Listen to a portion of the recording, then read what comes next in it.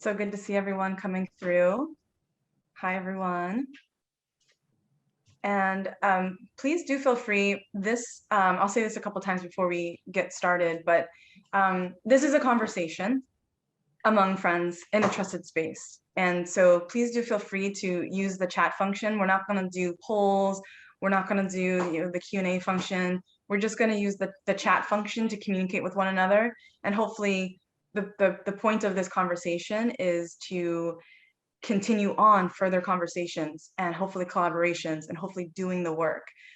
So please do feel free to chat who you are, where you're coming in from, any questions that you might have, just knowing that you read a little bit about what the session is all about. If there are questions that are coming to your mind now, feel free to chat them in, and we will have a robust Q&A as we get going. But so good to see everyone. And now, since I'm moderating, I will say a little bit about, me personally, that I'm not a very time-bound person. So I get to say, we did this, an hour, 15 minutes, because people maybe can go at the top of the hour if they need to, but I don't want to end conversations, just because we get to 5 o'clock. We are recording this for that reason, so people can feel free to do what they need to do. This information is for everyone. And the information is for us too. So all of us on this panel right now, your questions, your contributions, it helps us too. So, again, thank you all for being with us, for spending part of your time with us today.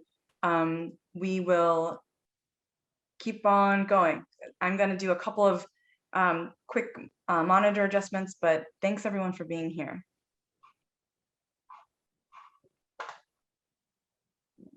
Can you still see my screen? Yes. Aha. Okay. And I'm not going to keep this, let me see, this slide up the whole time. But just as we're getting started with the conversation, we're just going to be faces talking to you. Great. So, okay, I'm going to stop sharing my screen now and bring us all together. Great. And let me just do one quick thing. Okay, thanks everyone for working with me as I toggle through a few different screens. I'm so excited for everyone to join us today. Again, the session is being recorded, so our hope is that you, hi Bree, thanks so much. Please follow Bree's lead and chat, say things in the chat. We want to have this robust conversation with these amazing 3 individuals that I love so deeply and dearly. So I just wanted to welcome everyone and thank you again for your time. As I said, we are recording. This will be sent out to everyone after today's conversation, in the hopes that you maybe come back to what you've heard today, but also in the hopes that you send this forward to other people who you think could benefit from hearing the conversation that we have from these 3 incredible brains with us. And so again, we're mostly just using the chat function. I can unmute people if you want to participate audibly, whichever works for you. This is a really important topic that I think so many of us have a lot to add. So I just wanted to now get us started with two different things before we dig in. And the first is I wanted to do a land recognition. I'm here in Washington, D.C., and I am in the land that had been inhabited by the Piscataway peoples, which is many different First Peoples, First Nations, First Tribes, Native Americans, whichever of those terms makes sense for you and for those people that were part of the Piscataway. Those are our ancestors here in the DC area. And so I just wanted to honor, recognize, and thank them for their land stewardship. And then the second is, at Food Recovery Network, we believe that Black Lives Matter. And as we continue to write it and to say it, that's aspirational, which means we still have a lot of work to do.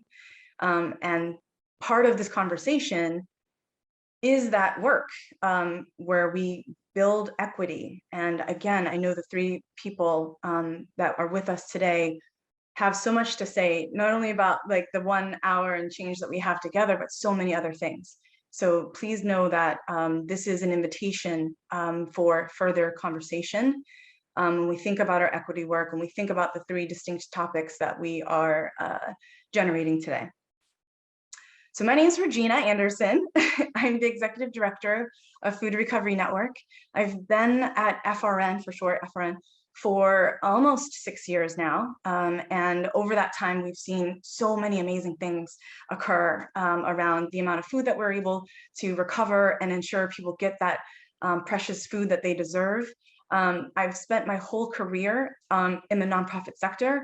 I grew up as a working poor individual, grew up as a working, in a working poor family. So I have a lived experience. My background is in, I went to grad school with Dr. Bishop, and I will give more detail about each of the folks here.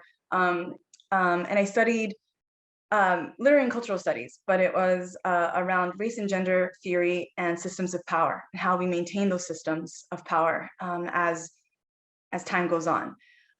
So I have a lived experience. I have a academic background around, equity and building better communities. And for me personally, I feel as though the nonprofit space, the nonprofit sector, is a sector that has so much to contribute to how we can create thriving communities that have space for everyone, so that everyone is thriving and recognized, and that we are not suppressing certain people because of whatever number of identifiers we all hold. And so that's what brings us to this conversation today.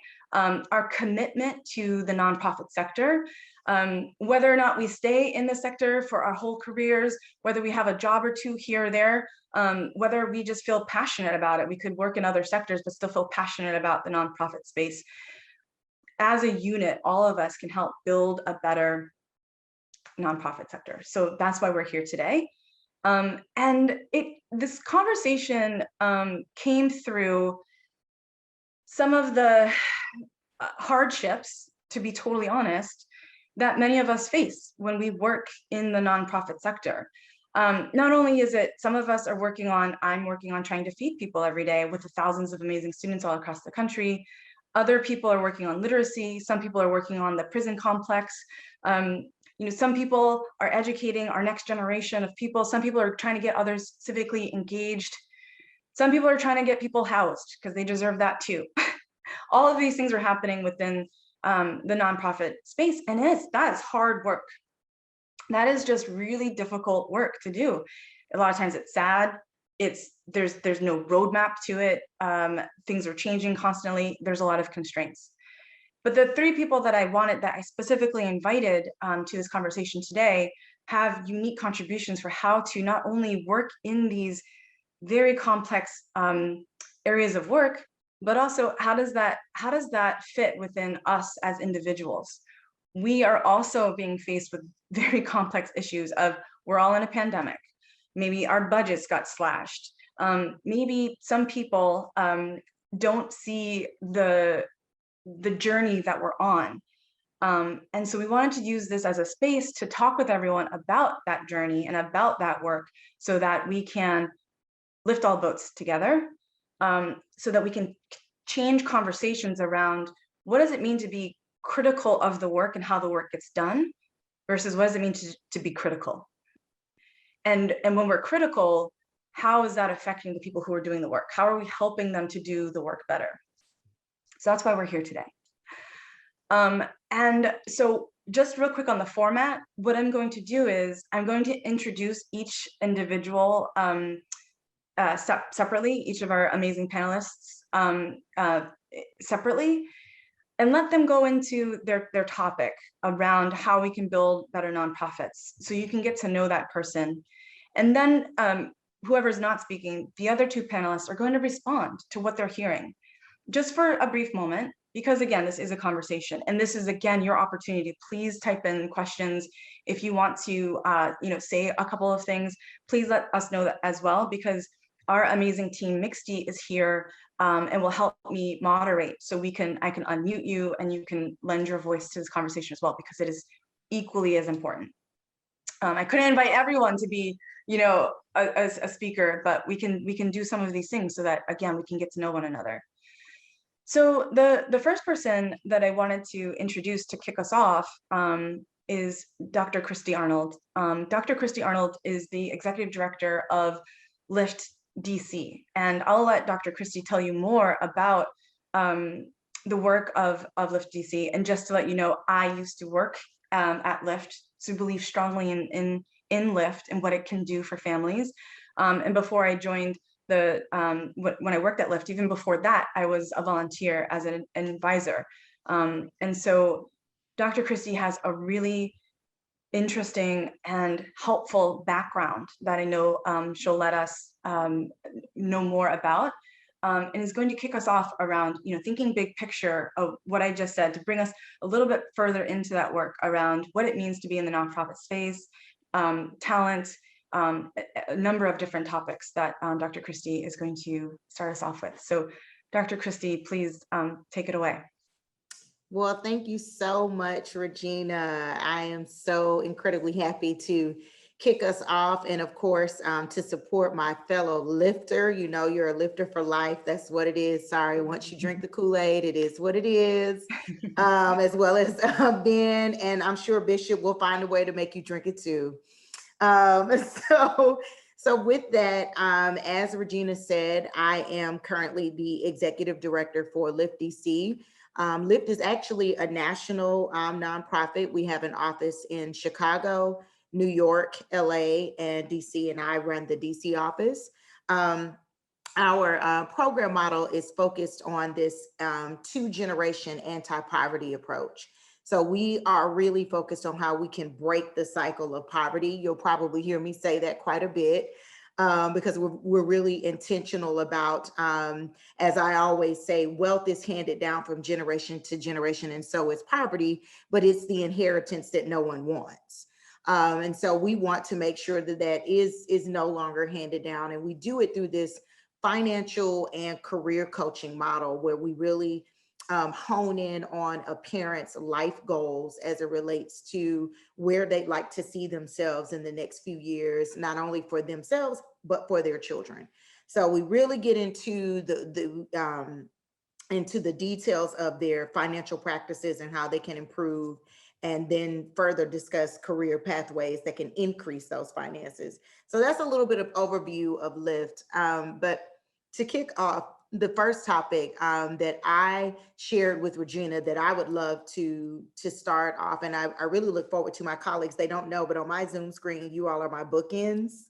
So I'm so excited for you all to chime in. But one of the things that LIFT was very intentional about at the time that they brought me on is that they were in the midst of really looking at their strategic plan.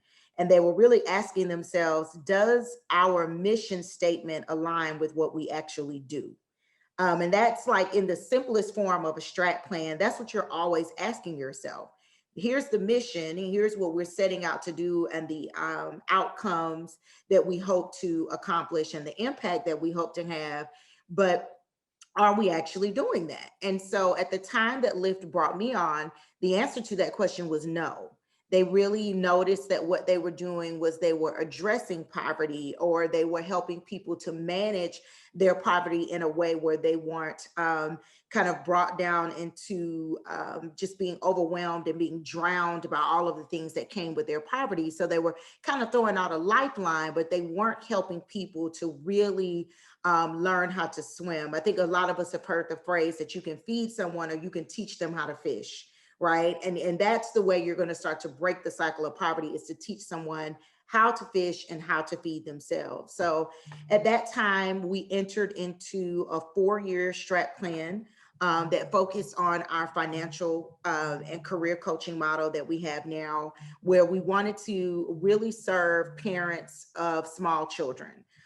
Recognizing that when you are serving parents of small children, these children are young enough where the ripple effect of what their parents are doing can have lasting impact on their lives. And so it's really important for a nonprofit to take that step back and ask themselves if their mission statement is really aligned with their work. And if not, bringing in a strategic plan consultant or someone on the team who has that knowledge for you to start to map out an infrastructure that really speaks to that and allows you to really do what you said you were setting out to do.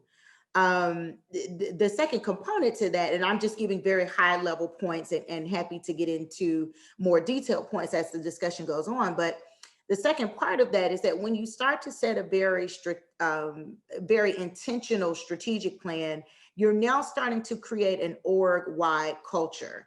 So when you see culture, yes, we will definitely get into race, ethnicity, and inclusion. And I look forward to what Ben is going to bring to the table with that. But the culture that I'm speaking of is the org culture. The norms that kind of start to exist amongst colleagues, the way you all operate and interact. Is this a hierarchical organization? Is this a flat organization? So when we say that, hierarchical means, are there titles and levels to seniority and management and leadership? Or when we say flat, everybody's the same. Everybody's authority and everybody's decision making is all the same. And so, like, which one are you? Are you open to feedback? Can people give feedback to managers? Do people have to manage up? Which a lot of times people become very annoyed with that. Like, you're my manager and I'm often having to manage you. You know, what do we do? Do we celebrate? How do we celebrate people here when it's their birthday or when it's their work anniversary? Do we acknowledge all holidays, national and those that are not acknowledged nationally? And so just what is the org-wide culture and norms that we've set here at this organization? And honestly, if you're not intentional about setting that org culture, one will form on its own. And that's often not what you want, because that can become something that is very difficult to manage and very difficult to eliminate if it's unhealthy, because you've kind of allowed this thing to grow and become its own way of being. And so now when you as a leader come in and you want to change that org culture and you want to set something that is much more deliberate and healthy and inclusive of all staff, people are accustomed to the willy-nilly and what was happening that wasn't set. And so that's why it's so intentional that when you set this strategic plan of where you're trying to go, that you also set an org-wide culture. And one of the first ways that you're really intentional about that is who you hire. You know, your hiring practices and your questions and the things that you're doing, you're letting people know, hey, we are an organization that believes in X, Y, and Z. We are an organization that we celebrate one another, but we also work hard. So yes, we might have a dance break in the middle of the day, but we are all getting our work done. Everybody's exceeding goals here. Or, you know, we're pretty laid back, you know, everything gets done the way it gets done, just to get it done. You know, like, you're setting that tone in who you hire and who you bring on. So those are just two like high level points that I wanted to make about the significance of strategic planning and setting an org culture. And we'll just kind of open it up from there. Regina, I don't know if you have questions or my other two colleagues can chime in, but I certainly can share more, but just wanted to give that kind of high level to kick it off. That's wonderful. Thank you so much for that. And again, you'll hear this from me throughout our conversation today. Please do chat, not just your questions, but things that resonate with you. And so, Dr. Christy, I for me, and then I will kick it over to Ben and Dr. Bishop. When that moment, you know, when Lyft realized we're not living up to the mission that we set, that is, I think a lot of nonprofits sometimes get like, uh-oh, done something wrong. Mm-hmm. You know, we have to hide it through maybe changing programs or doing other things as opposed to just like naming it and realizing it wasn't because we were trying to do something, that we weren't trying to live our mission. We really were, but because resources, cultural shifts outside of the organization, all kinds of different things, you know, you have to make those adjustments. And sometimes it's whole hog realizing we can do things differently. So that really resonates with me. And it's funny that you say that. I want to just quote one of my professors when I was in my PhD program. She said, you know, when you're working on this dissertation, you're dating the material, not marrying it. And so that allows you to be much more flexible when you're working and doing anything, Yes. when you just date the material. And so I think when you do that as a nonprofit, you then allow yourself or give yourself permission to make changes and pivots and tweak and edit and ask yourself the difficult question of, are we really living up to our mission? And at the time, I think, Regina, you hit the nail on the head. It was by no means intentional to not break the cycle of poverty. That's what we Right. thought we were doing. But when we took that macro view, that 50-foot view, when you pull up, we realized like, oh, the model that we're doing now, it's addressing it and it's helping people to manage it and not feel so consumed. But we are probably setting families up to be in this poverty cycle for decades to come. And so we need to figure out a program model that's really going to break this cycle and help these children to not be where their parents are. And that's always the goal, is that you always want the best for the next generation, be it the wealthy or the not so wealthy. And so I think that's so key. What you said is to maintain that openness and that flexibility to recognize when it's important to pivot and be okay with it. Be okay with it. Mhm. And communicate that out again, because any one nonprofit, we have supporters, like I said, I will forever be in the corner of Lyft because of my relationship with Lyft, and I need to understand, as as a donor, as someone who's going to speak on about Lyft, like what are those changes that occur. And I think about, before I turn this over to Dr. Bishop and Ben for your response, thoughts on this, I think about a nonprofit that I knew in Pittsburgh. It was a suicide prevention organization, Mhm. and they actually closed up their shop. Oh no. They sunsetted themselves. It took a year and a half or so, because that takes a while for people to get new jobs and things like that. But they realized the nature of what we know about suicidality You're right. and their model, plus other organizations coming up with the current thinkings of preventing suicide. They realized we're not that organization.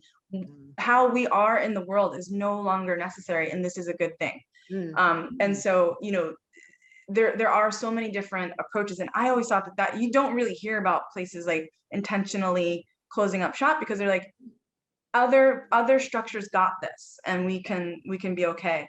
But Dr. Bishop and Ben, either one, please both, I would love to hear from you both, but whoever would like to go first and add your thoughts to what we've just heard from Dr. Christy. I mean, just real quick, the thing that stood out to me the most was like the intentional versus the passive behaviors as it relates to things like strategic planning and continued like evolution. So if you do need to pivot, if you do need to go in a direction, that's a choice, and that then you can be explicit about it. So, in here in New York, like anytime I'm with the Foundation Center or any place like that, that the language of the tail wags the dog comes up a lot, right? And it's like mission drift can be quite unintentional. If you're trying to get funding from certain entities or whatever else, and you think you can do it all, but like whether or not you're willing to have those conversations about those decisions and those changes makes a big difference. So, the idea of like driving from the back seat versus driving from the driver's seat feels appropriate here when thinking about like what decisions are people making and has it being communicated down. So I really appreciated you uplifting the strategic plan, not just for the org, but for staff, for the community, et cetera. I'll throw it to Ben. Yeah, exactly. Thanks. Yeah, for Lyft to have the radical humility to admit and be transparent that we could be doing things better, I think is a model for all of our organizations. When we get stuck doing things out of history and habit, it's so detrimental. Quick question in our last 30 seconds. As you talked about, Dr. Christy, the importance of bringing on the right people and the talent piece to support this new strategic plan and a bomb organizational culture. Have you noticed or been intentional or what's bubbled up in terms of like some of the traits that have really helped from the talent side that staff are that really helped driving the success of Lyft's culture and transformation? Well, I think one of the things that I've noticed as I hired my entire team, everybody who's with me now, I've brought them on. And so one of the things that I was looking at was, of course, the basics, like high performers, people who've done well. When you call their references, they, speak highly of what it was like to work for them. I think that's kind of a basic, but also finding individuals who understood the importance for us of working with low-income families and the intentionality around respecting those communities and allowing those communities to have a voice. That when you start doing the coaching with them, that you are not, they are the CEOs of their lives, right? They're the CEOs of their homes. And so hiring people who get that, like, I don't want to have to explain that to you once you are working for Lyft, because that's so key to serving low-income families and low-income communities, is that they often are not given the dignity and the respect of asking them things and getting them to weigh in. Someone's always coming in to tell them, this is what you need to do differently. You're doing this wrong. If you did this, all would be well, which never takes into consideration systemic barriers that they're facing. And so getting someone who understands that, hey, our members have a very strong constituent voice here. So when I was hiring individuals or asking the HR team to send me resumes, they were sending me resumes of people who had some knowledge of like community support, community value, even if they had not been like a community organizer or anything to that degree, but they had a knowledge and a respect for the communities that they worked for. Because if you don't come to Lyft with that kind of mentality, along with being a high performer and excellence and all of those things, then you're probably not going to work, because our model is very tailor-made to the member, and the member stays in the driver's seat. Even if you feel like they're driving a little bit down the wrong road, you might be able to give them some directions and be a good GPS and say, hey, there's another route you can take that will be 5 minutes quicker. You can do that, but you can't force the car to go where you want it to go. So that was key for me in the hiring. Mm-hmm.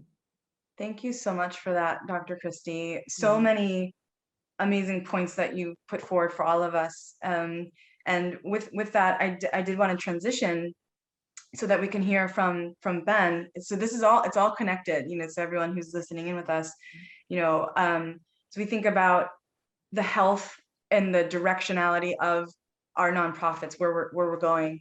And we think about the leaders within those organizations. And I talked with Ben, I talk with Ben a lot, and I've talked with a lot of executive directors who around Black Lives Matter, as I mentioned it earlier in our statement. And when we think about building better nonprofits, working around equity, what does it feel like and look like when, for example, maybe your staff isn't satisfied with how you're walking the walk around equity, or they want to see things done faster, or whatever it might be, the toll that might take on a leader or staffers, whoever it might be within the nonprofit sector. And so that's a really broad introduction to part of the conversation that Ben is going to bring forward to us. And I've known Ben for a very, very, very long time. As Dr. Christy mentioned, Ben is also a former Lyfter, so it's a really great community.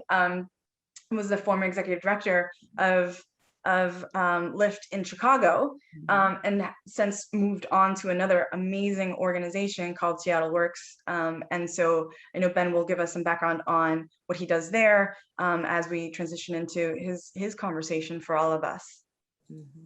Great, thanks so much. What an honor to be here.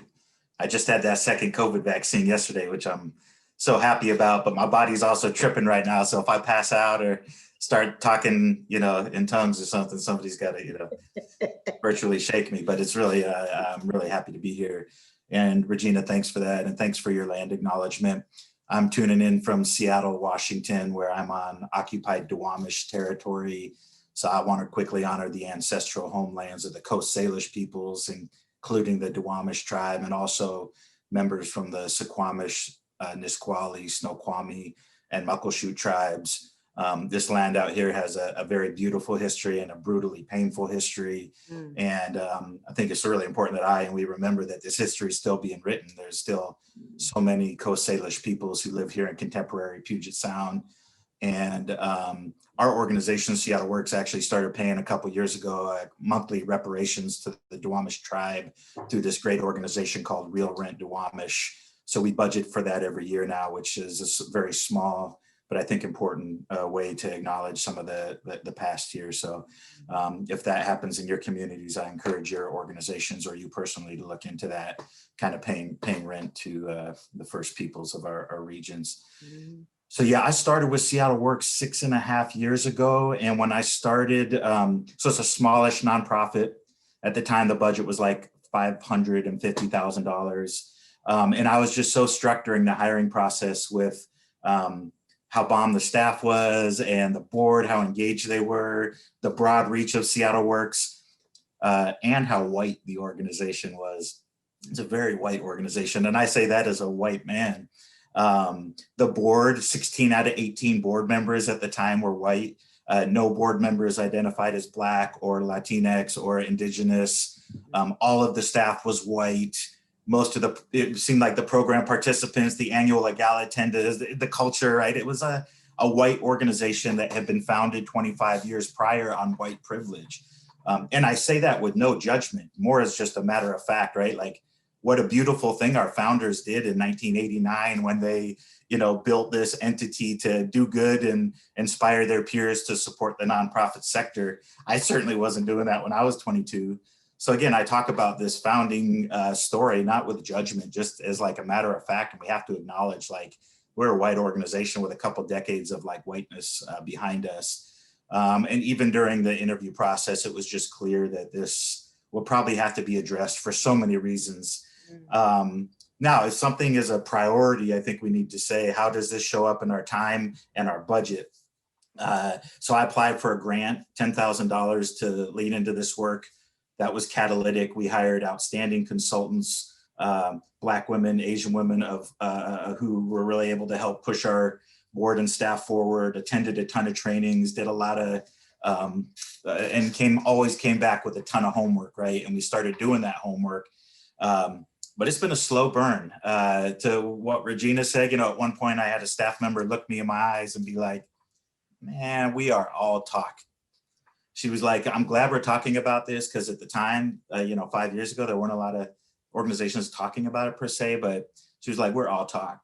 And that was really hard for me to hear, because I felt like I'd been working so hard to, turn this organization around and get it moving forward. And nobody understands the darn demands of leaders and executive directors. And I inherited 25 years of whiteness, and how can you hold that against me? And I felt like people were kind of raging against the wrong machine, right? I'm like, I'm on your side. But like the white guy I am, those criticisms felt very personal. And I've since really learned through doing my own work that it wasn't about me. And doing anti-racist work as a white person means embracing discomfort and just not taking everything personally. Defensiveness is a total white supremacy culture norm. And when the defensiveness of people in power creates an oppressive culture, like, that's white supremacy. And I think, I'm a pretty good dude and leader, but I think I was definitely complicit in this kind of white supremacy culture, despite my great values and intentions. At the time, I was also new job, new city. My baby daughter was born on a cafeteria floor. I delivered her, freaked me out. I was a head case, and I was stressed. I was stressed and depressed. It was a really dark time for me. And I share that because I was not showing up as the best version of myself as a leader. I was doing a lot of avoiding at work because I just wasn't grounded. And so challenging systems is messy, and we got to bring our A game. And I wasn't in a position to do that. And I think, this is hopefully what I think Dr. Bishop's going to touch on, just the importance of like joy and therapy and exercise and nature. Like, it is crucial as leaders and change makers in order to help lead this and move through this. And this can be really messy work. Systemic racism is really daunting and exhausting to tackle. But as a white person, it's a pretty small price to pay, considering what BIPOC families have dealt with for generations. But nevertheless, I think for all of us, no matter our identities and backgrounds, like, self-care and self-love is really important. And for me, as cheesy as it sounds, that was probably the most instrumental thing I was able to do in terms of my homework, like take care of myself and just let go of my perfectionism, all these white norms to be perfect and make it about me. And at some point at Seattle Works, things started shifting from daunting to invigorating. There was no one moment. We just, with each small win, we built more trust, and we've made a lot of strides, totally overhauled our hiring process, which has taken years, and years. Our handbook, we have a racial grievance policy, anti-racism is in our strategic plan, our program. We started documenting our cultural norms. Like Dr. Christy said, like every one of our workplaces has a culture, whether we name it or not. And any new hire come in and tell you right away, this is the vibe, this is the culture here. And if you don't name that, who does that benefit? Usually people who look like me. So we started doing the hard work of really like all our cultural norms, like not just our values, but like technology at meetings, yes or no? What's the email response time? What are we norming on here? Working from home, dress code, like let's just talk about everything, culture and all things, because culture can be so nebulous. We join coalitions and all sorts of stuff. We even use our professional development fund. We try to honor and respect the fact that like, the burden and trauma that our BIPOC colleagues have to deal with, especially in these white nonprofit spaces and just moving through life, in the Trump era, period, and in America. So I had a colleague who used our professional development funds to attend a Black women healing retreat. And we actually have more professional development funds for our colleagues of color. And not equity funds, but just straight up professional development funds, just to acknowledge that. So I'm rambling, but like all these little things, systems, policies, practices, norms, and we focused hard on representation. And so now our board is 100% BIPOC, and our staff 60% BIPOC. We've taken a stand, been more political, which has been hard, but we can't be neutral. But boy, that pushback's really tested me. You're going over the ideological deep end. Seattle Works is a political organization now. Why are you denigrating white male leadership? But for every hater or somebody who doesn't get it, or a fragile white person who maybe doesn't quite get it, 10 other people are seeing themselves in our organization like never before.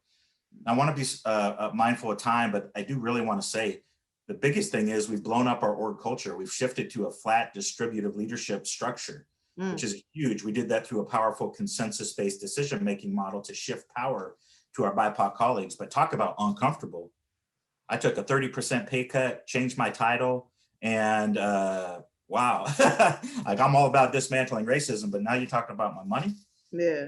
Wow, but that's what we white people need to do. We need to get uncomfortable. We need to ask, what are we willing to risk to give up to really blow things up and change systems? And so I'm really proud of what we've been doing across the whole gamut. We're about a year into this flat structure. It's been beautiful on the staff side. And, but it's, this change doesn't come easy. It's been messy, but we really had to start internally. They say changing a culture of an org takes about 3 years, and ain't that the truth? So we got to celebrate those small wins.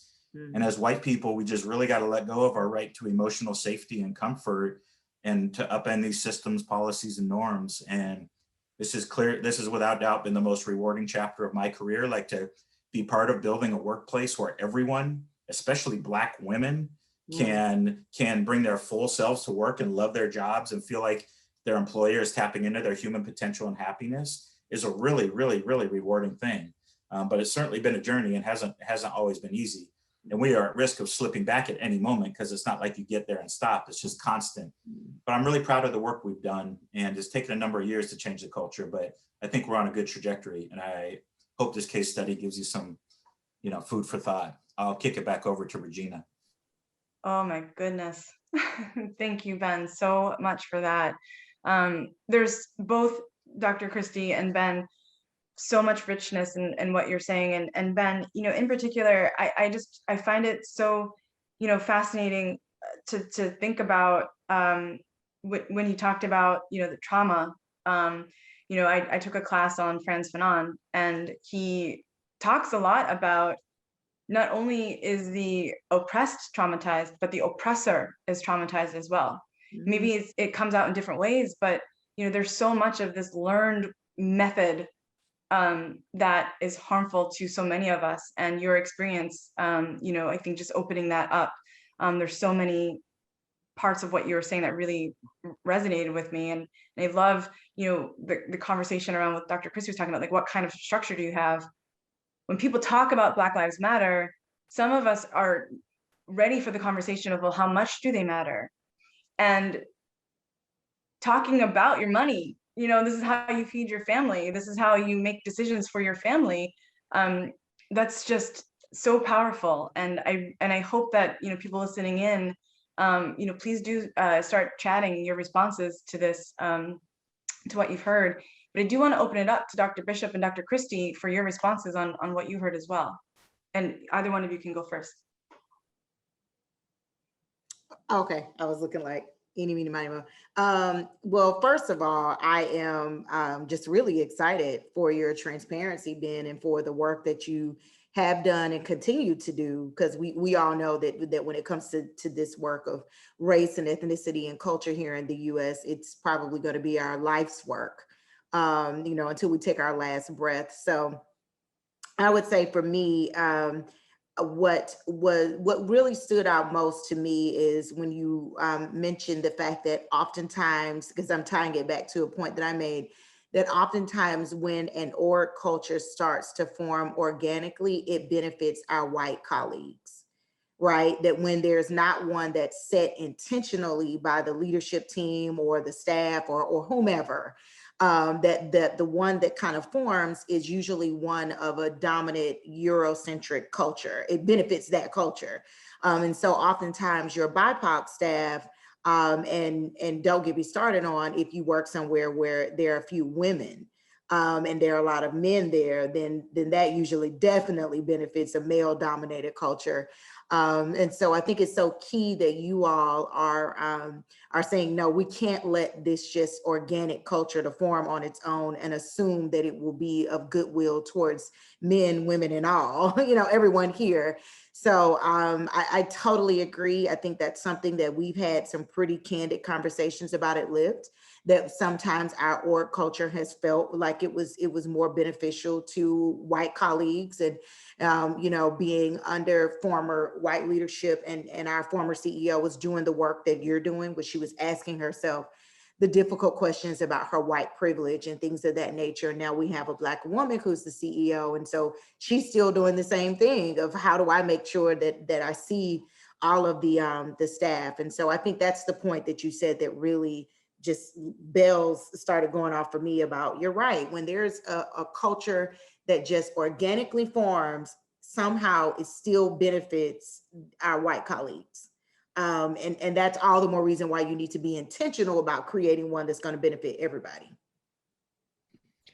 So just jumping into that, and I see a question in the chat, but I think I can connect it to, well, yeah, okay, and there's a Q&A later, but I think it's also about like what you don't know that's happening at your own org on various different levels. So like that's been something I've been thinking about a lot in the spaces that I inhabit. Like you and your lens or your perspective could have a clear sense that things are operating certain ways, but you don't know the interpersonal dynamics of every one of your staff in a day-to-day space, in remote environments, whatever else. So to the point, I think, Ben, that you're making, like, and this also speaks to Christy's points, like strategic designs for anti-racist organizational work is not the same thing as the implementation. And then also, how are you capturing like the micro information that you need to know versus like broad strokes thinking like X, Y, and Z is in place, so we'll be moving in the right direction. But I've been chatting with this one CEO a bit here in New York, and he keeps talking about moving at the speed of trust. And I really get that. Like I get it more and more, and it's slower every day kind of at this juncture, if you're trying to take people along. So that's my biggest thought on it. But yeah, I appreciate the transparency too. And people are definitely shouting you out for the examples that you're giving in the chat as well. So great. Thank you all so much for that. And yep, we can take some time to have everyone respond to the questions about funders. I think that's a great question. Lord knows I have a lot to say about that. But I wanted to transition to introduce Dr. Bishop, my best friend for many years, many years. We've known each other since 2004. We went to grad school together, co-conspirators.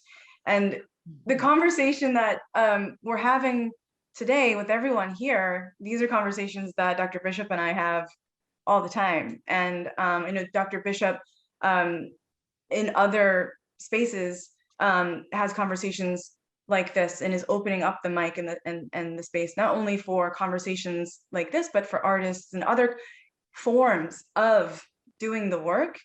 And so I'm just so thankful that you had some time to contribute your voice to this conversation. When we think about, to tie this all in around burnout, around doing the work, around the day in, the day out, the trust building, the shifting of culture, flare-ups within culture when there are things that we just don't know about, like all of these things, and the response that might have on the body. Thank you so much for contributing your thinking to this, because I know you have so much to say. So I'll let you go from here. So thank you, Dr. Bishop. Thank you. And thank you to all the panelists and FRN for making this possible. So I also will do just a super brief land recognition. So I'm here in Brooklyn, New York, but in the greater New York City area, which is occupied lands of the Munsi Lenape and of Canarsie as well. And the Lakawe tribe also, which is out in Rockaway. I spent a lot of time out there too. So, and also I'm an educator. So if anyone wants the resource, the land recognition map is really excellent. And is a quick way for you to see that stuff. So check that out later. So, when Regina invited me, I sit in two separate spaces, and I'll probably speak from my university space a bit more, but I will give you context because it all connects. So I work at an organization in New York City called Global Kids. It's also in DC, which is a positive youth development organization focused on global human rights education and youth civic engagement. So, I've been involved with GK since I was a public school teacher like 15 years ago. So there's a long history there. So I'm not a lifter, although I've been following Lift story since Regina was there, but I have the same sort of relationship with this place, like 15 years in, different forms of evolution, things of that nature. So I sit in a leadership role over the curriculum and the evaluation divisions of that organization. But then I also teach at the City University in New York in the youth studies program. And so youth studies is like, as a master's program, is the first of its kind in New York State. And what's been really interesting is, the students who come through my program are overwhelmingly frontline workers in the after school, out of school, childcare, juvenile justice, homeless and runaway youth spaces. So a lot of our students are on the front line every day. So although I have a perspective from within this one organization, I also have perspective from being a professor and having taught every single person who's ever gone through this program. So really getting perspectives on these things I'm going to talk about. So, when Regina asked me to participate, I was thinking about things similar to what Ben talked about. So I will raise up just a little bit of that. But the three topics I chose were tension, burnout, and self-care. And I'm going to try to move through them somewhat systematically here. So, in the context of New York City public schools, after school, that's my world in New York. There were a lot of tensions that started to bubble up. And of course, we all know that the history of many of these things far preceded the pandemic, right? It kind of just exposed them. And that's something that we are familiar with. But so you're looking at tensions between like what funders were saying, either municipal entities or other sorts of funders, and what organizations needed. Like what was priority, who was priority, what was priority, what was the timeline, what are the deliverables, how are things being measured in a global pandemic? So those were some of the tensions. And then thinking about tensions between frontline staff and maybe like central office staff, where, frontline staff were asked to be out in the world in a way that some of executive leadership headquarters staff weren't. So also kind of starting to think about those things. And then, a bunch of my best friends are public school teachers in New York, and I was too. So thinking about like school versus after school, teachers, as badly as teachers have been treated, after school teachers are treated worse, because classroom teachers are seen as like these professionals in a way that a lot of time after school is seen as like fun or camp or leisure or whatever, even though research, we know that that's not true. So, so you start to see like, all of these kind of striated systems at play and all the power dynamics between them. And then the biggest thing for me is like to be a white leader in a space that is primarily staffed by people of color. And to be, I identify as a queer, anti-racist white educator. And I didn't always used to use all those words every time. And I've adopted them after participating in affinity spaces and really like deep reflection around these sorts of things. But to even be a white leader and be committed to change, like you still don't get to drive change. Not by yourself. Like you can't enact the supremacist practice of being like, okay, as an anti-racist white person, I say, here's where we go. That's just not going to work. So, and I talked to Regina about this a ton. So then what's it mean to like have the mic, have people looking at you? And I'm not the executive director. We've got a wonderful executive team like right above us, but what's it mean to have some power, but not all, and to be able to make some shifts, but not all. And also to be a listener and people really kind of park concerns with you. So my graduate students have been telling me all kinds of things about all kinds of things, and so all of that. And then I think like what's important about thinking about those tensions, and I'm going to get into burnout, but is the messiness is inevitable, right? Transparency is essential because messiness is inevitable. So, because then you think about burnout. So in my professorial world, I teach research methods, and my students have always proposed research like on programs, on young people, on whatever. Moved to pandemic, something like 50% of one semester proposed research on youth worker burnout. So you see the explosion of what is true about burnout. And so, the exhaustion, the idea that like labor maybe has been exploited for a long time in a way that wasn't discussed. So you're asking frontline workers to support families and communities, but maybe those frontline workers are food unstable or economically insecure or housing unstable, and that's kind of being ignored. So some of that sort of stuff as relates to burnout. And then just thinking about like kind of the caste system in labor, like I was talking about before, classroom teachers are overwhelmingly white women. They're overwhelmingly not from these communities. After school workers are exactly the opposite. They're Black and brown people who are from these communities. And so what's it mean to pay them less, to offer them less benefits, less time off, things like that? And how does the history of racialized capitalism play into this history of exploitation as it relates to labor? And that doesn't sit at any one individual's feet.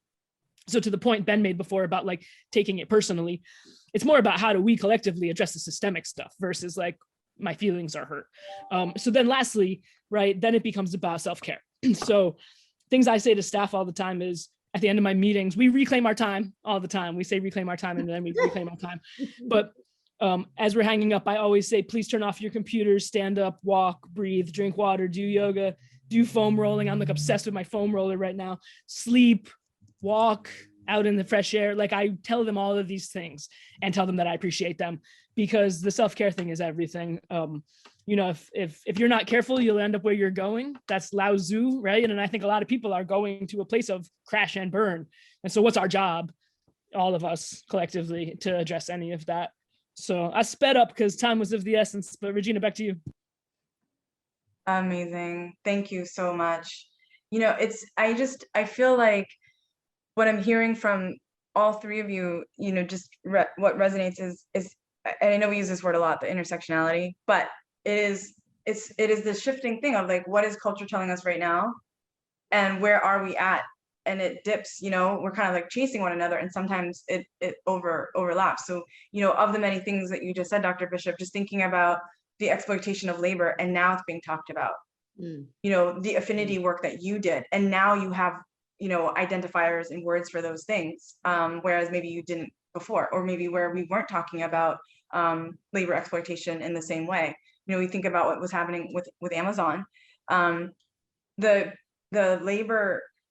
union movement considers so much of what they did a success, even though they didn't unionize, but it's because they're moving these things that we weren't really allowed to talk about into the light, and so so many of the things that you just talked about really resonate with me. And then in terms of that self-care and just knowing that you feel cared about by the person who's in your corner.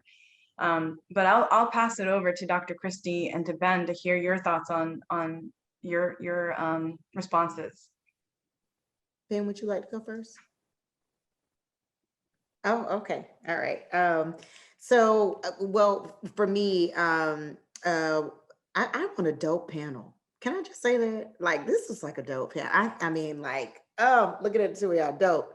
So That being said, I totally hear what you're saying about, I was thinking about the 3 points that you laid out in the very beginning, and please, Dr. Bishop, correct me if I'm wrong, but as you were mentioning about the, you were talking about burnout and essentially how it is real in nonprofit. And I feel like it's never discussed in nonprofit structure or organizations, because you're supposed to always kind of throw yourself on the sword. It's always supposed to be about those that you serve, your the demographics or the population, clients, families, whatever you call them, that you serve. And the reality is that we, as those who are serving them, really have to serve ourselves first and not feel that that is selfish and that is a form of self-care. We have to define how we bring ourselves to this work. As you said, that, you finally got to a point where you introduced yourself as a white queer educator, and I may have left out another term, but you had to do that for you. Like, that was the way you had to bring your full self. And I think a lot of times in nonprofit culture, that is assumed that you can do that, because you often hear, how you have to kind of fit in this box in the private sector. And so people would assume that in the nonprofit sector, it's just automatically accepted, automatically embraced. And it's like, no, Sugarfoot. No, Sugarfoot. I had to intentionally bring that, state that, make sure that that was respected as such to protect me, or else you will start to see my burnout, because that also starts to play on your mind, your spirit. It starts to create microaggressions in the work environment. And so I just really appreciate what you were saying about, getting to that space of having to bring your full self. And then it allowed you to even be of better service to those that you were serving. And I think people don't realize that the two are very much so connected, very much so. So kudos to you. Yeah, just appreciation for that, Dr. Bishop. Thank you for modeling the way.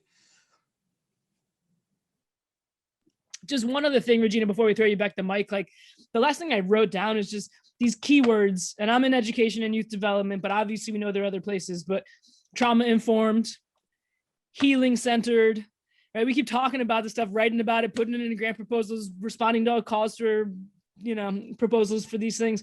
But what's it mean? Yeah. What does it mean to be doing trauma-informed? Like, how are you gonna say doing trauma-informed work with young people if, you're policing their bodies in certain ways, or policing time in certain ways, or just all of those things. Like, I become extremely interested in how we're walking the walk or not. Yeah. Back to you, Regina. Thank you for adding that, because I did want to reach back out to all of you to, if you wanted to talk about, funding and equity, to get back to the question that was asked. I think about the trauma informed so much, and what does that really mean? And so for us at Food Recovery Network, one of the things that we're grappling with is, with our strategic framework, we have many outcomes that we are talking about. We don't have a student outcome. We are a student-driven nonprofit. Students are changing the way that we look at surplus food. Mm-hmm. Students are everything of what we do. And some of our funders are looking for, what's the student outcome? And we're thinking we actually might not be able to produce a student outcome for you because they are all based in supremacist thinking.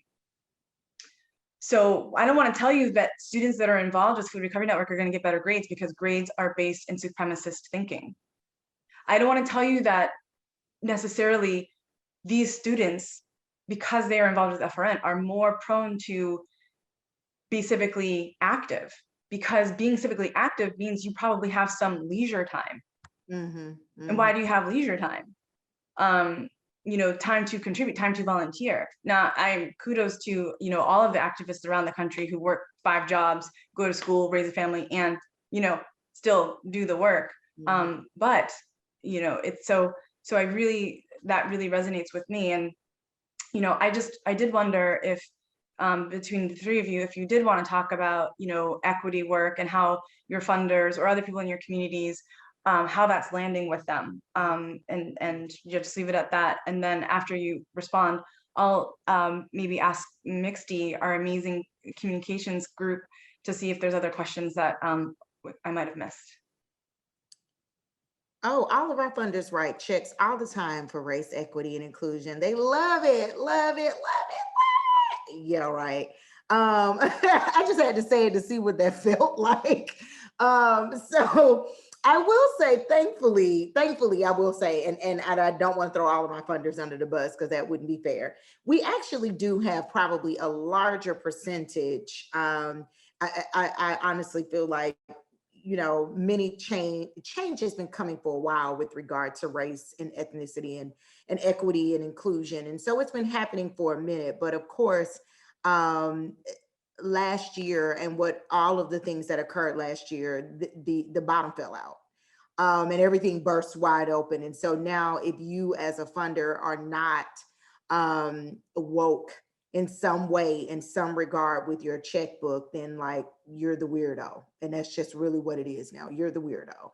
And so I will say that it has been really great to see quite a few of our funders to either A, get it, or B, admit what they don't get and they kind of want to learn more. Having a call earlier with a donor today that actually is inviting me to be in a space where I would be able to meet with several executives in the DC area that are saying we need to make this more a part of our DNA in this company, and we need to support more organizations that it is in their DNA. And I was just kind of blown away by that call. And so I think it's headed in the right direction, but I do think that historically funders, when you start saying that the organization wants to be more intentional about its race equity work, if you start adding policy into your conversation and advocacy into your conversation, you are going to see some funders run for the hills because of the point that Ben made earlier. They're going to view you as now becoming too political, which to me is so annoying because never once did I say that. Never once did I say that at all. That was your assumption. That was what you inferred from what I said. And so now because you think I am becoming possibly too liberal, which is going to misalign with maybe some of your political views, now you can't support us. And so I have had a few of those who, you know, when I would bring up our race equity work and our policy and advocacy work that we're now trying to bring to the table, that I could see them kind of scrounge up and, you know, like, oh, so you all are becoming a little more political. And I'm like, that's what you heard? I didn't say that at all. I know what I said. And so I think there are always going to be some funders that when you get into that lane, when you get into that space and you're really intentional about it, be prepared to lose some funders or funders who are going to challenge it in a way where you might say, you know, I don't even want your money, because if I got to do all of this, then, you know, everything that glitters ain't gold, as my grandmother would say. And so I think you are going to have some challenges with some funders, but thankfully, I can say for us at Lift Inc. and at Lift DC, we probably have more that seem to get it, or if they don't get it, they want to get it. And I can work with anybody who wants to learn. I can work with anybody who is at least saying, help me, help you. But somebody who was just straight up like, what, why are y'all doing that? What's the point? What does that have to do with financial and career coaching? Then usually I'm thinking, you know, if I'm at lunch with them, I'm thinking, check please on him. He's going to pay for it with all of his equity.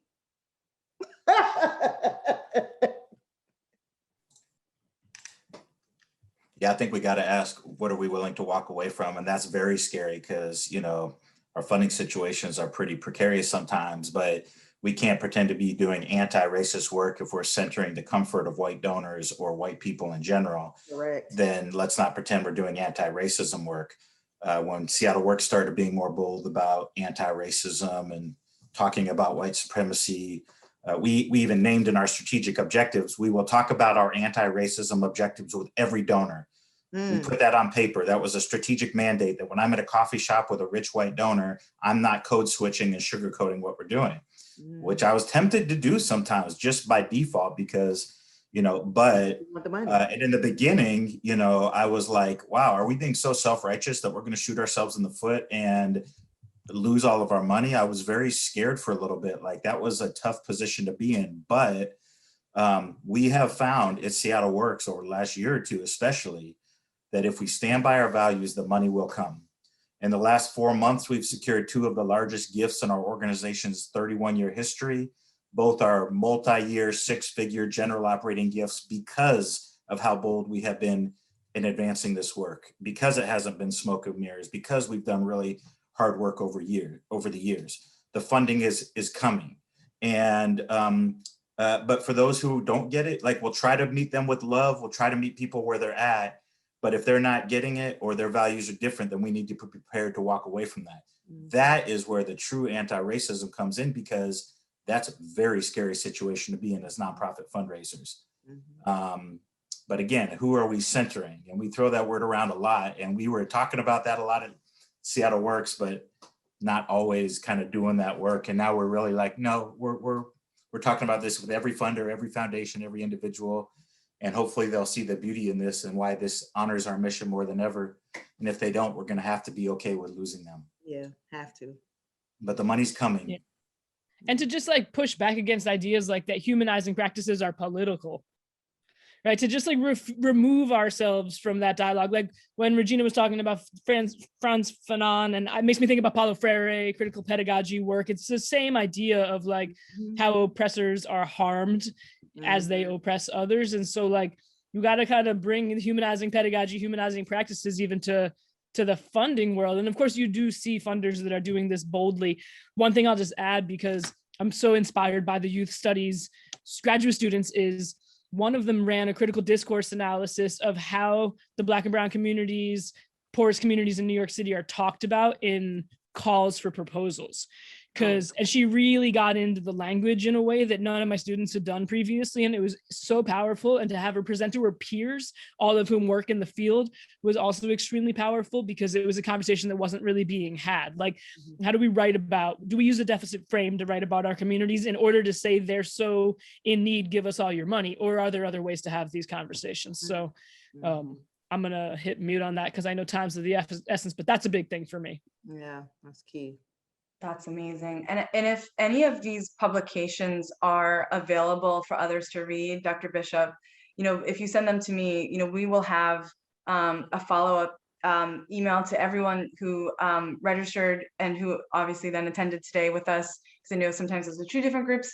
But we'd love to, again, like, share the mic with others, because it touches on all the things that we've talked about today. And so I just wanted to kick it over to Mixie to see if there's some questions. Hi, Mia. Hi, can you hear me okay? We can. Well, what an inspiring conversation to just be a fly on the wall for. You all are tremendous, and everything you've been sharing is so profound and rich, and I think will stay with all of us for a really long time. There's only one other question in the chat, so I encourage more if anyone listening in has any burning questions, but we had one from Sydney, and I'm just going to read it out loud. It was directed toward Ben, but I think it's open to everybody. She said, "Thanks for your work, Ben. I think it's important to acknowledge that those that exist outside of the white male experience can perpetuate white supremacy in nonprofits as well. Would love to hear anyone's thoughts on this." So Ben, maybe I'll kick it over to you, and then we can open it up to everybody for a response if they'd like. I agree. So many of our systems are rooted in whiteness and white supremacy that it's not our fault, but many of us can be complicit in perpetuating them no matter what our racial identity is, period. And then there's also other layers of power dynamics. Like, I haven't talked a lot about our journey with our board of directors, and that's a whole nother journey as well, and how nonprofit boards by default, I think, really perpetuate white supremacy, even if not everybody on the board is white. And so that's something we've really been grappling with at our organization. So I agree. I think we have really looked at these white cultural norms, power hoarding, defensiveness, all these kind of things, perfectionism, overemphasis on the written word, overemphasis on quantitative metrics that are easy to measure instead of things that are harder to measure, like quality of relationships and community influence. So I think what we try to do is really look at these white supremacy norms and how they show up, and know that, like, how are we, no matter our identity or our background, perpetuating this, and what can each of us do individually and as part of the organism of Seattle Works to change this at our organization. So I think that's helped us all feel ownership in dismantling racism and white supremacy at our organization, even for people who identify as people of color or BIPOC.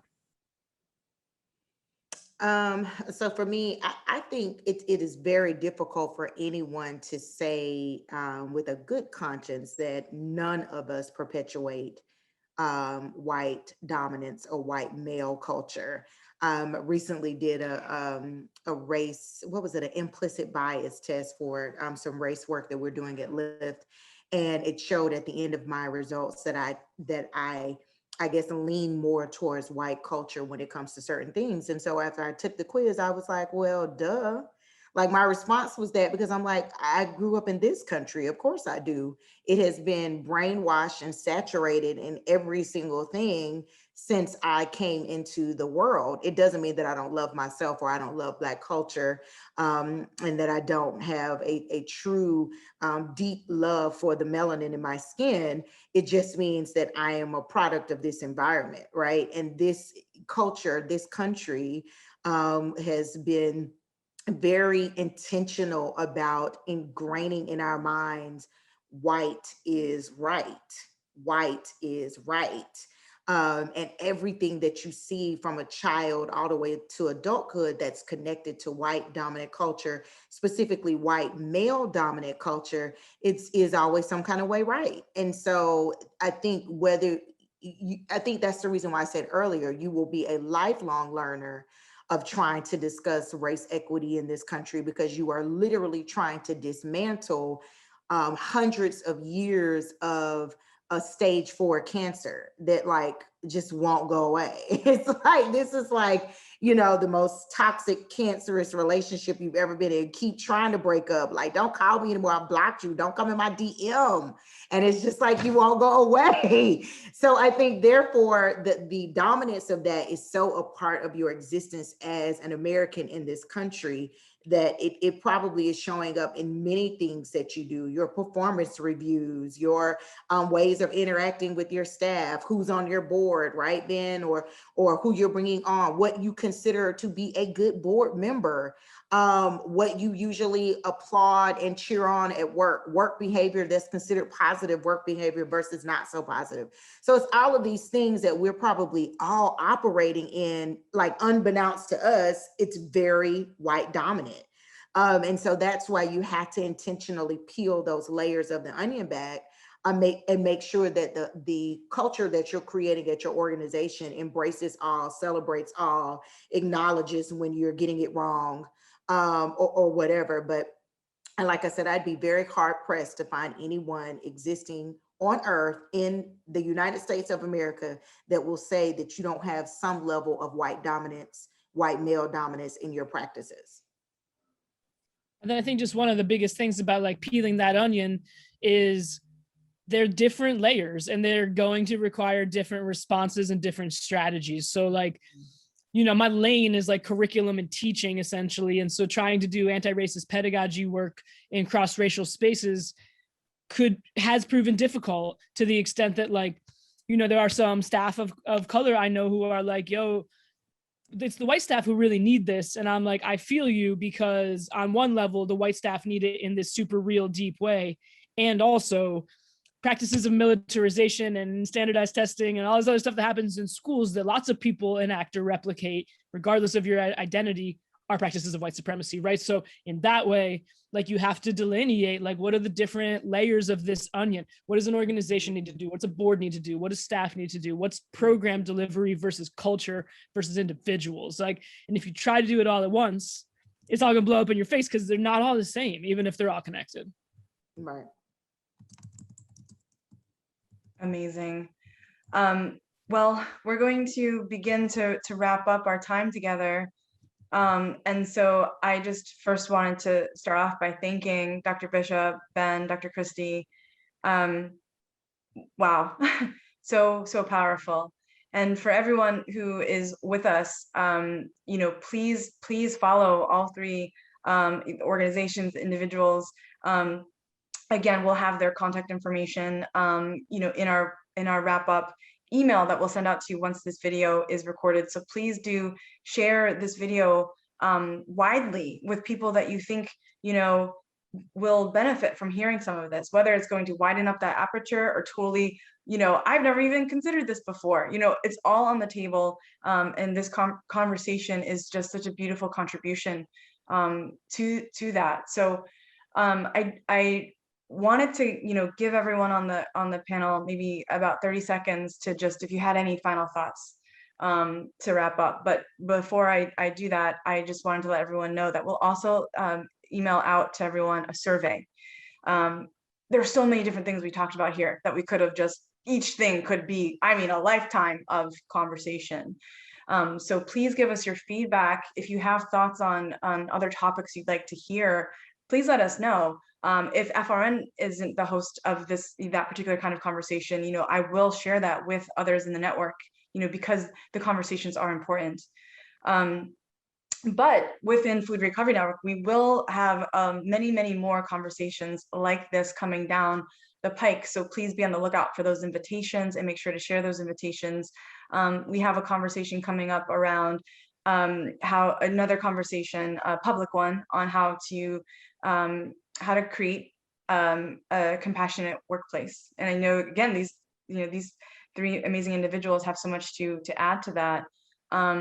Within Food Recovery Network, we will have a conversation around our strategic framework, which will be the third of 3 public conversations where we are being transparent in our learning, in the work that we're doing, in our equity work. And so we've opened that up for everyone to hear what we've been up to and to give us our feedback, because every single time we loop that back in, we loop that feedback back in. So with that, I'd love to, maybe in this order from the top of how we began the conversation, Dr. Christy, Ben, Dr. Bishop, your final thoughts on what we shared today.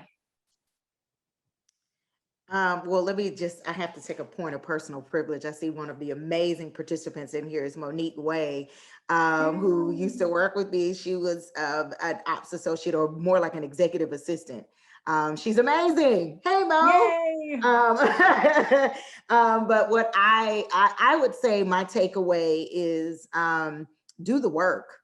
Do the work, commit to doing the work, recognize that you have not arrived when you have figured out one little piece. I think some people are like, I have arrived, I have it all figured out. That's probably the person who needs even more.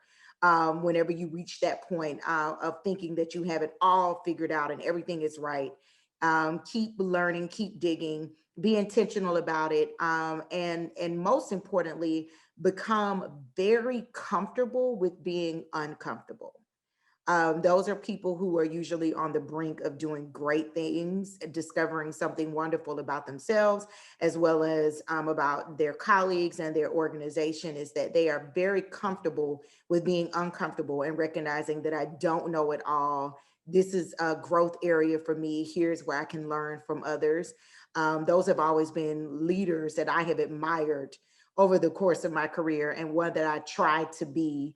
I'm sure I probably don't always get it right, but trying to be that way. And so it's just been, really my honor to serve on this panel with Dr. Bishop and with Ben, and to have you as a facilitator, Regina, even bringing this idea to the forefront, I thought was just brilliant.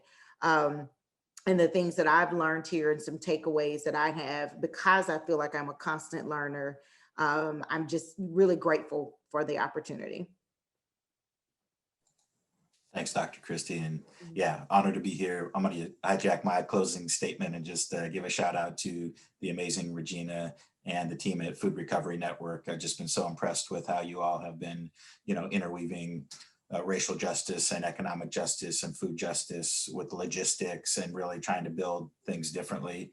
And it's been really powerful, and I appreciate you convening here with everything you all have going on to take the time to organize a panel like this. It's been really an honor, and I've learned so much from my fellow panelists, so thank you.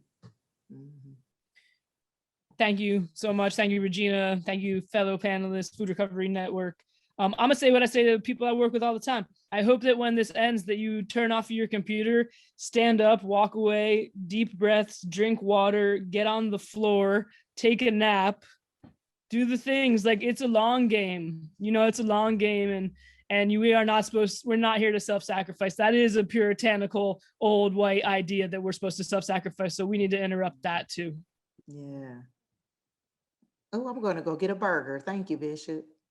Exactly. I think what powerful, beautiful, with love and with peace words to conclude our conversation.